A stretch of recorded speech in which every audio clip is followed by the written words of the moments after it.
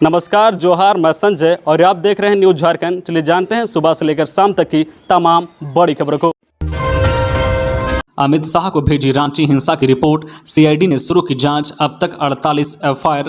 रांची के main road में 10 जून को जुम्मे की नमाज के बाद भड़की हिंसा, उपद्रव, पत्थरबाजी व गोलीबारी की घटना के बाद पुलिस ने बड़े पैमाने पर प्रशासनिक कार्रवाई की है। इस घटना में अलग अलग तिथियों में विभिन्न थानों में कुल 48 प्राथमिकी दर्ज की गई है। यह किसी एक घटना में अब तक की सर्वाधिक प्राथमिकी है। इससे संबंधित रिपोर्ट पुलिस मुख्यालय ने तैयार कर लिया है, जिससे केंद्रीय गृह मंत्रालय को अवगत कराया जाएगा। रांची हिंसा के दौरान मेन रोड बवाल की घटना में 2 युवकों की जान चली गई थी, जबकि 2 दर्जन से अधिक जख्मी हुए थे। इस घटना में पुलिस प्रशासन के अलावा उपद्रव में शामिल दूसरे पक्ष के लोगों ने भी प्राथमिकी दर्ज कराई। रांची पुलिस इन सभी मामलों की जांच कर रही है।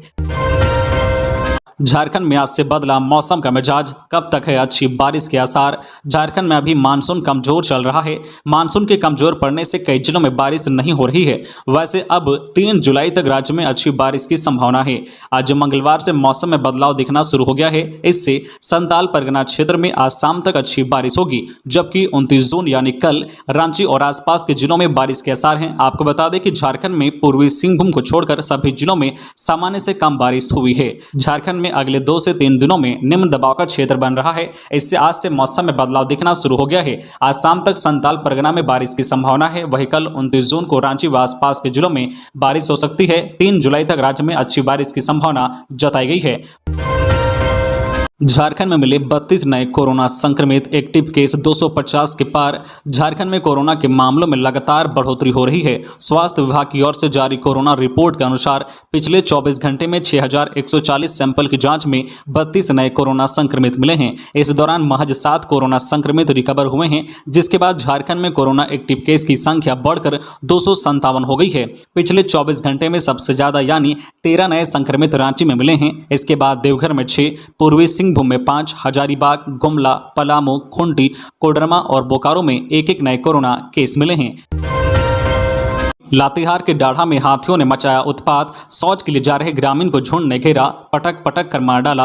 लातेहार के डाढ़ा पंचायत में हाथियों के झुंड ने उत्पात मचाया हुआ है। मंगलवार की सुबह हाथियों के झुंड ने डाढ़ा पंचायत के करमाही निवासी सतीश उरांव 43 वर्षीय को घेर लिया। हमले में ग्रामीण की मौत हो गई। ग्रामीण सुबह अपने कुछ दोस्तों के साथ शौच के लिए जा रहा था। इसी दौरान वह हाथियों के झुंड के बीच फंस गया। एक हाथी ने ग्रामीण पर हमला कर दिया, उसे कई बार उठाकर जमीन पर पटक दिया। इससे गंभीर चोट लगने के कारण उसकी मौत हो गई। मृतक के पुत्र समील ने बताया है कि प्रतिदिन की तरह पिता अपने कुछ मित्रों के साथ शौच के लिए घर के पास वाले जंगल में गए थे। इसी दौरान हाथियों के झुंड ने उन्हें घेर कर मार डाला। दूसरे साथी किसी तरह भागकर घर पहुंचे। गांव के लोग को घटना की जानकारी दी। इसके बाद गांव के लोग एकत्रित होकर घटनास्थल पर पहुंचे। इसके बाद मामले की सूचना वन विभाग, जिला प्रशासन व पुलिस प्रशासन को दी गई। ग्रामीण राजमिस्त्री का काम कर अपने परिवार का भरण पोषण करता था। इधर वन विभाग की टीम भी घटनास्थल पर पहुंची। परिजनों को 40,000 की तत्काल सहायता मुहैया कराई गई है। शव को पोस्टमार्टम के लिए भेज दिया गया है।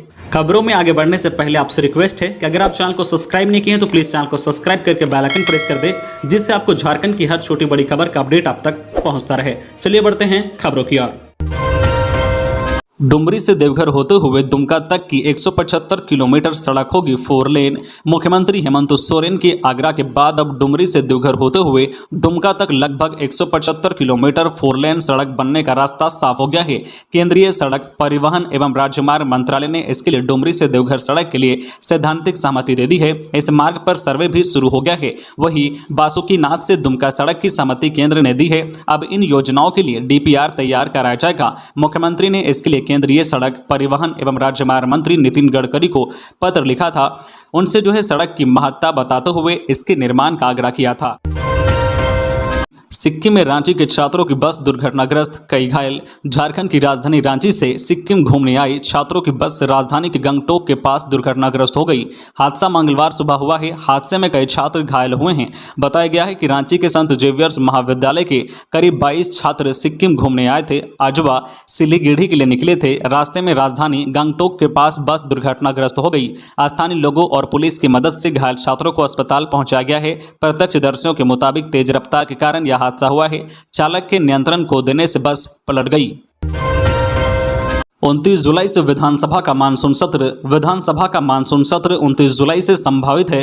सत्र 7 अगस्त तक चलेगा। मानसून सत्र में 5 कार्य दिवस होंगे। राज्य सरकार इस संबंध में विधानसभा सचिवालय को सूचना दी है। उल्लेखनीय है कि स्पीकर रविंद्रनाथ महतो को राष्ट्रमंडल संसदीय संघ के सम्मेलन में हिस्सा लेने के लिए कनाडा जाना है। वह 9 या 10 अगस्त को कनाडा के लिए रवाना होंगे। स्पीकर श्री महतो के कनाडा दौरे से पहले सत्र बुलाने की योजना है। श्री महतो के साथ विधायक निरल मूर्ति और डॉक्टर लंबोदर महतो सीपीए के सम्मेलन में कनाडा जाएंगे।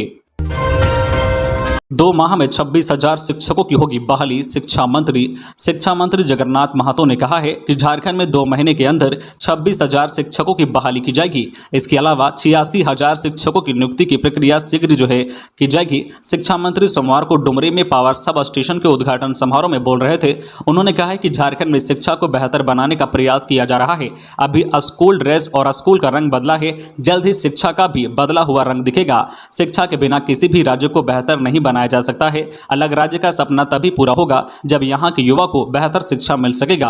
राज्य में बेहतर शिक्षा किस तरह से मिले, उसकी सारी जवाबदेही उनके कांधों के ऊपर है और मैं उसे पूरी ईमानदारी से निभाऊंगा। इस मौके पर पहुंची पोषण सखियों ने मंत्री के भाषण के बीच में न्याय की मांग को लेकर नारेबाजी शुरू कर दी। इस पर श्री महतो ने पोषण सखियों से कहा है कि यह उनके कार्यक्षेत्र का मामला नहीं है। इसके बावजूद उन्होंने केंद्र सरकार को पत्र लिखकर पोषण सखी के लिए आवंटन देने की अपील की है। अब तक उनकी ओर से किसी तरह का जवाब नहीं मिला है। जैसे ही कोई जवाब मिलेगा आप सभी को उसकी जानकारी दी जाएगी।